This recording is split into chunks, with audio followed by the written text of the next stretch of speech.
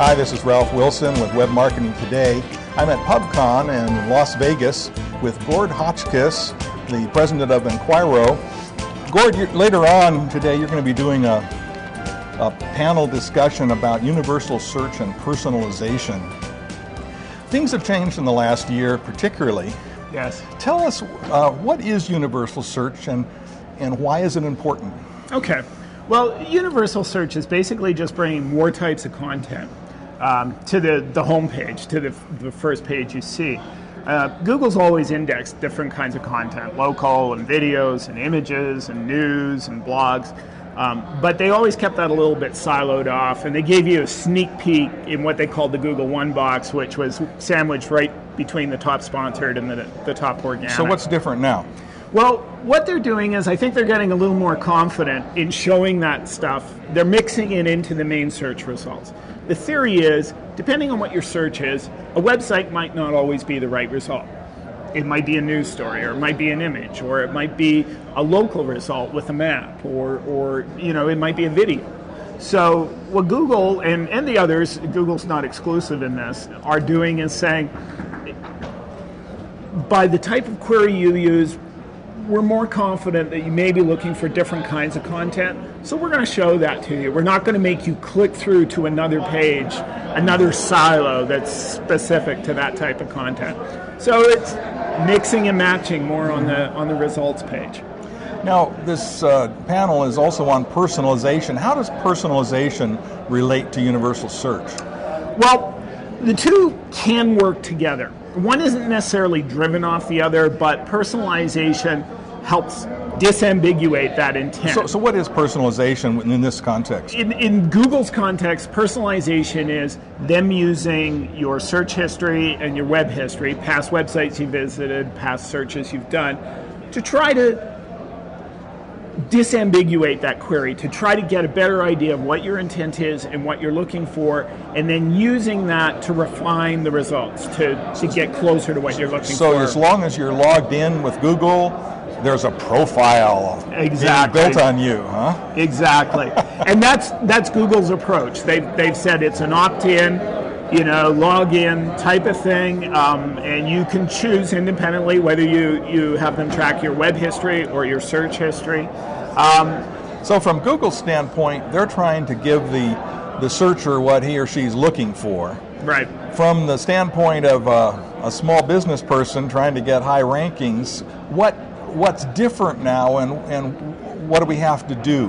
Well, let's deal with that in two parts. Okay. Let's talk about Universal first. All right. What's interesting about Universal, and obviously Enquiro is probably best known for the eye tracking studies we do, and we've done some on Universal results. And so what we're seeing is that the scam patterns are different. Scam patterns on search always used to be a very top to bottom, left to right thing, and it would create an F shape, basically, with the corner of the F in the top of the page. What happens when you put an image on a page, especially above the fold, is that's a natural attractor for the eye. There's something different on the page. Being humans, we're curious, we go to take a look at it. What that does is it breaks up that top to bottom, left to right scam pattern. It kind of starts somewhere in the middle and then either goes up or down. So that provides an opportunity for people who are optimizing for queries where videos or images might appear. Suddenly, image optimization and video meta optimization are going to become more important. Trying to think, okay, how am I going to optimize the metadata, the meta content around these things so that they rank better? So it might be worthwhile for a small business to say, what kind of image could we relate to the keywords we're interested in so that we would show up as an image or a video? Perhaps? Yeah, absolutely. And again, it all comes down to relevancy to intent. So, as long as that image is relevant, then absolutely it's going to give you a leg up. On the personalization side of things, I think the important thing to remember is our old paradigm of one search result for everyone, one page of search results is not even true today, but it's going to become less true in the future. So it's much more targeting a user rather than a query. Mm-hmm. It's much more going, who's going to be using or searching for this, and what are things I can do to basically provide information that may be interesting to them. And I think in the long term that's healthy. That's what marketing should be. It should be looking at your target market and saying, what do I understand about them and how do I get the right message in front of them? Search kind of veered off in this technical thing because we had the perfect test bed. We had something where the results were very linear, they were very easy to see, and we couldn't resist testing against that and seeing if we could bump up. Right.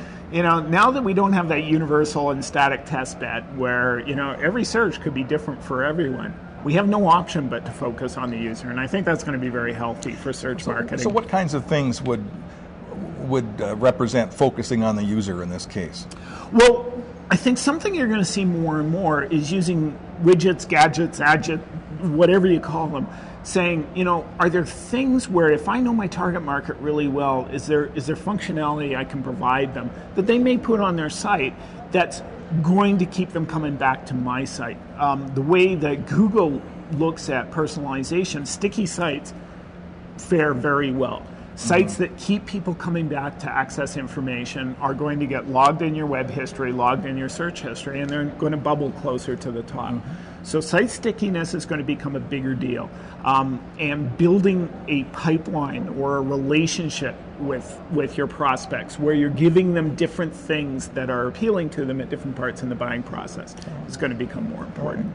Well, thanks for taking time with us, talking about these. Tell me about your business, Gord. Enquiro has two parts. We do search marketing. Lately, we've been doing more and more search marketing with B2Bs, with particularly B2B technology players. And then we also have a research side, and we've done research for a number of very well-known clients, including pretty much all the search engines using eye tracking and other